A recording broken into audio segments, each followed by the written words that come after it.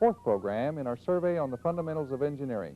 This lecture deals specifically with the subject of chemistry and briefly discusses the structure of the atom and stoichiometry. Your instructor is Ted Huddleston, Associate Professor of Chemical Engineering with the University of Mississippi.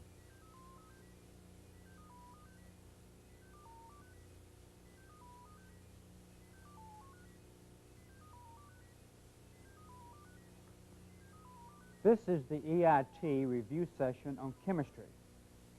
The nature of the exam has changed somewhat in recent years. When I took the EIT, chemistry is involved with the study of matter and the change and recombination of matter from one form to another. Matter completely surrounds us in many different forms. We can physically break matter down into smaller and smaller parts. But eventually, we reach a point when we cannot subdivide a particle into smaller particles without changing the basic nature of the material. These fundamental building blocks of matter are called atoms. The rearrangement of matter at the atomic level is the content of chemistry. However, atoms themselves are made up of many different particles, the three most important of which are protons, neutrons, and electrons. Protons and neutrons are contained in the nucleus or center core of the atom. Neutrons have no electric charge, and protons have a positive 1 electric charge. The electrons revolve around the nucleus in orbits or shells. Each electron has a unit negative charge. The atomic number of an element indicates the number of protons that is contained within the nucleus, more commonly the atomic weight. The weight of the carbon atom, which has 6 protons and 6 neutrons and is referred to as the carbon-12 atom, has been arbitrarily assigned 12 mass units. All other atomic weights or atomic masses are defined in ratio to this fixed value. When we say that the atomic weight of, for example, helium is 4, we are merely saying that the helium atom has 1/3 the mass of the carbon atom. Another way of saying the same thing is that when we use these mass units, 12 of them are required to equal the mass of a carbon atom. The helium atom will weigh 4 of these same mass units. A list of these atomic masses or atomic weights is contained in the manual. A proton and a neutron have approximately the same mass, but the electron is much lighter, approximately 1,800 electron proton with a single electron in orbit around the nucleus. This represents an atom of hydrogen. The atomic number is 1. The atomic weight is 1.008. If now we add a neutron to the nucleus, we have an isotope of hydrogen called deuterium. The atomic number is still 1 because there is 1 proton and 1 electron, and this is still the element hydrogen. But the atomic weight is 2.001. To consider another example, if we have 2 protons and 2 neutrons in the nucleus, we have 2 electrons in the first orbit around the nucleus, we have a model of 1 atom of helium. The atomic number is 2. The atomic mass is 4.003. To this date, more than 100 elements have been identified with atomic masses up to approximately 260. For several hundred years, it has been observed that the chemical and physical properties of elements varied periodically with the atomic number. There have been attempts to describe why this is so. To this date, there have been approximately 60 models that would describe this periodic character. Some that we would consider correct today, others somewhat ridiculous. There was one model proposed in Russia approximately 100 years ago that was ridiculed by fellow scientists. Naturally, today, this is the basis of our present periodic chart. The chemical and physical properties vary with a period of 8 or multiples of 8 in the atomic number. This is due primarily to the fact that the outer shell of electrons, which is called the valence shell, can contain from 1 through 8 electrons. The periodic chart that we use today is a memory aid and is a way of specifying properties, both chemical and physical, of elements in a rigorous and precise fashion. On the left-hand side of the chart is a column that contains such elements as lithium with an atomic number of 3, sodium with an atomic number of 11, and potassium with an atomic number of 19. Notice that the difference among each of these three numbers is 8. These are elements of what are called group 1, the alkali metals, and these have 1 electron in the outer, have orbital valences available to accommodate them. All the noble gases, with the exception of helium, have 8 electrons in the outer shell, and they are complete. For many years, most chemists believed that the noble gases were absolutely inert. But since 1962, certain compounds have been prepared under specific conditions. These compounds have been prepared with the noble gas of xenon and krypton. There are several ways of classifying elements. One of the more useful classifications is according to their chemical and physical properties as metals, nonmetals, and metalloids, which are sometimes called semi-metals. Generally speaking, metals exhibit high reflectivity or luster.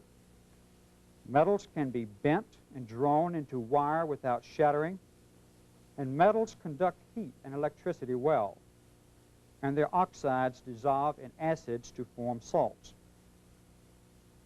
On the other hand, nonmetals are insulators. They do not conduct heat. They are extremely poor conductors of electricity. Their crystals are brittle and shatter easily. Many of the nonmetals are gases at ordinary temperatures. Oxides of the nonmetals typically dissolved in bases to form salts. Additional general comments can be made about the nature of elements by looking at the position of the elements in the periodic table. As the atomic number increases and we move down the periodic table, the color of the element becomes dimmer and darker.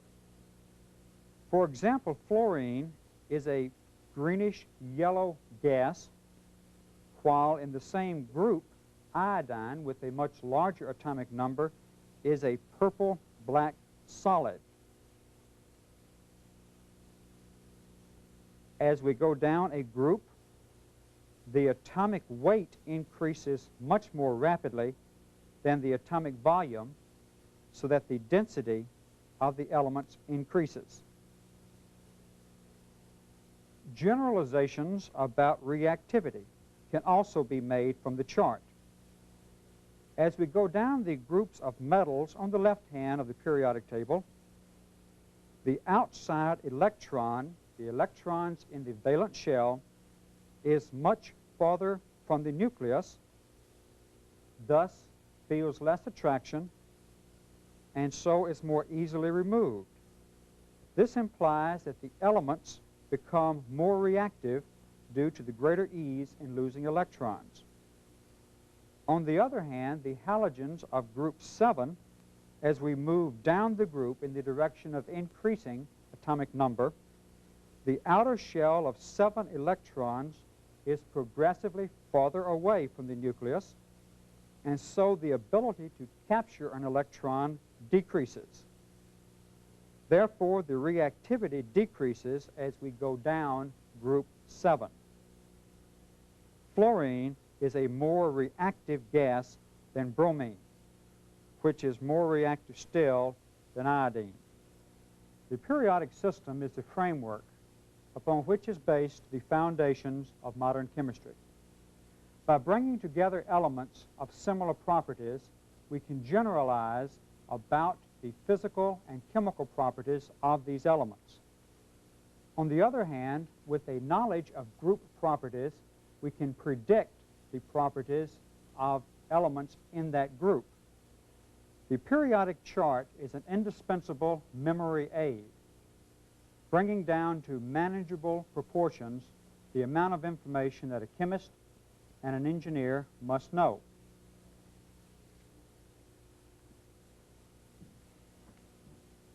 Now let us change from considering the microscopic world of atomic structure to a consideration of the macroscopic world of engineering calculations.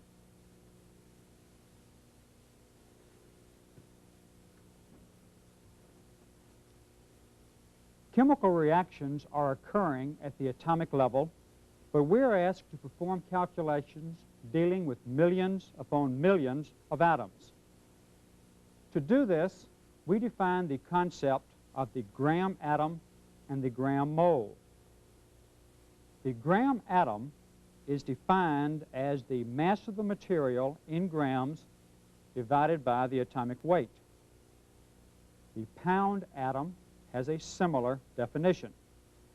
It is the mass in pounds divided by the atomic weight. For example, if we consider 48 pounds of oxygen, which has an atomic weight of 16, there are 3 pound atoms of oxygen.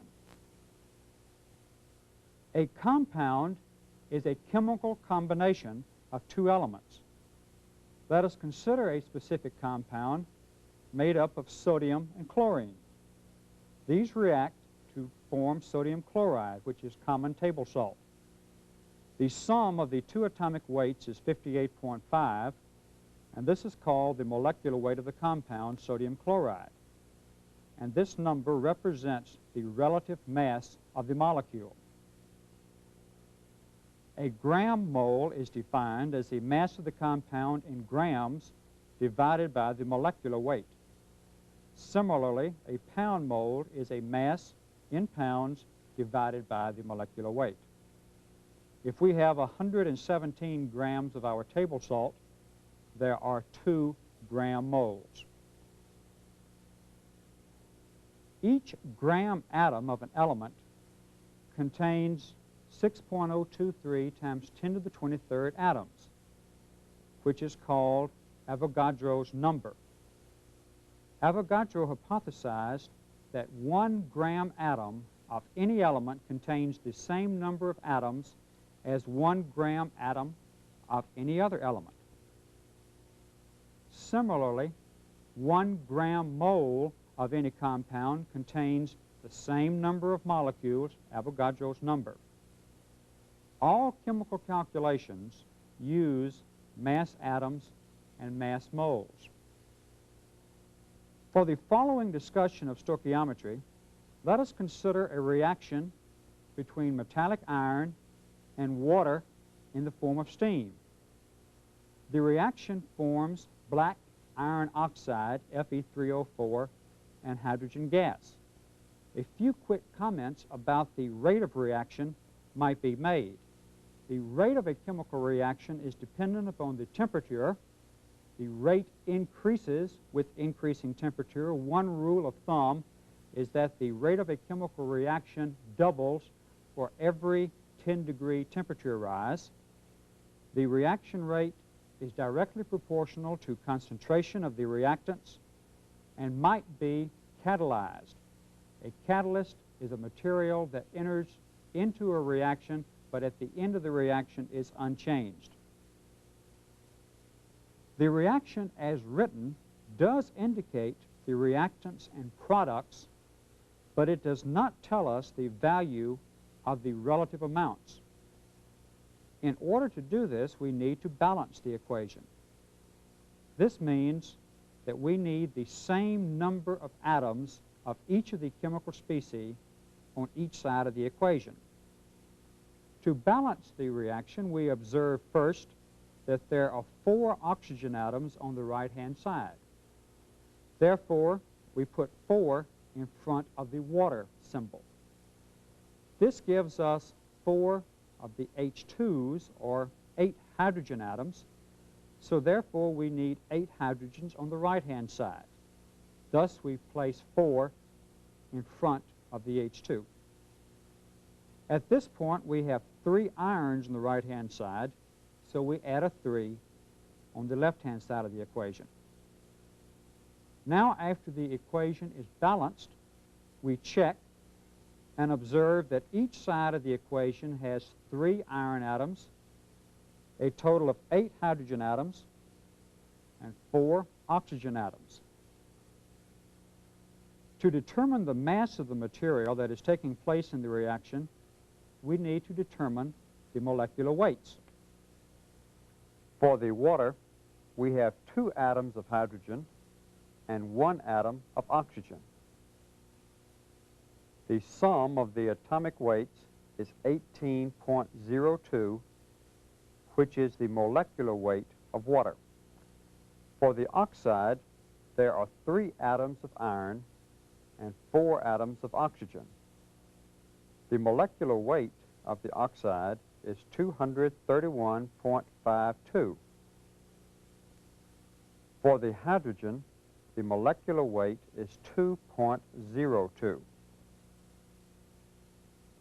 Now, for the reaction as written, we have 3 atoms of iron. Thus, a total iron mass of 167.52 takes part in the reaction. There are 4 molecules of water for a total mass of 72.08. We have 231.52 mass units of the oxide and 4 molecules of hydrogen for a total mass of 8.08. We observe that the total mass of the reactants is 239.6, which is the same as the total mass of the products. Mass is conserved in the reaction. We observe that 167.52 units of iron react with 72.08 units of water to form precisely 231.52 units of the oxide plus 8.08 units of hydrogen. The purpose of repeating these numbers is to emphasize that the masses in a chemical reaction are related by specific constant ratios. This leads to the law of definite proportions, which states that the composition of a compound is fixed and definite rather than variable. In reactions, specific ratios among the reacting compounds and elements always exist. To illustrate the use of this in several simple calculations, suppose first that we are asked to determine how much iron is required to produce 100 pounds of hydrogen. We use a basic ratio method to determine our answer. We multiply the 100 pounds of hydrogen by the equivalence that 167.52 pounds are required to produce 8.08 pounds of hydrogen. This gives us the answer that 2,073 pounds of iron would be required to produce 100 pounds of hydrogen. The equation also gives us information about gas volumes. 4 molecules of hydrogen are formed in the reaction and 4 molecules of water are consumed. One of the facts about gases, if we assume the model of the ideal gas law, is that the same number of molecules of gases under the same temperature and pressure exhibit the same volume. For this reason, it is convenient sometimes to define masses in terms of volume rather than in basic mass unit. For example, natural gas is normally sold on the basis of the number of standard cubic feet consumed. This implies that there are standard conditions that we define for our gases. Volumes of gases depend upon temperature and pressure. The standard value of the temperature is 0 degrees centigrade, which is the same as 32 degrees Fahrenheit. The standard pressure is 1 normal atmosphere, or 14.695 pounds per square inch. For gases that follow the ideal gas law, PV equal to nRT, under the standard conditions of temperature and pressure, 1 gram mole of any gas will occupy 22.414 liters, and 1 pound mole of any gas occupies 359 cubic feet. The last portion of this presentation has emphasized engineering calculations involving large number of atoms and molecules. In order to perform these calculations, we had to use the concept of gram moles and gram atoms. The same concepts of gram moles and gram atoms are necessary in calculations involving solutions, boiling point elevations, freezing point depressions, electrical phenomena, and heats of reaction, all of which are discussed in the manual.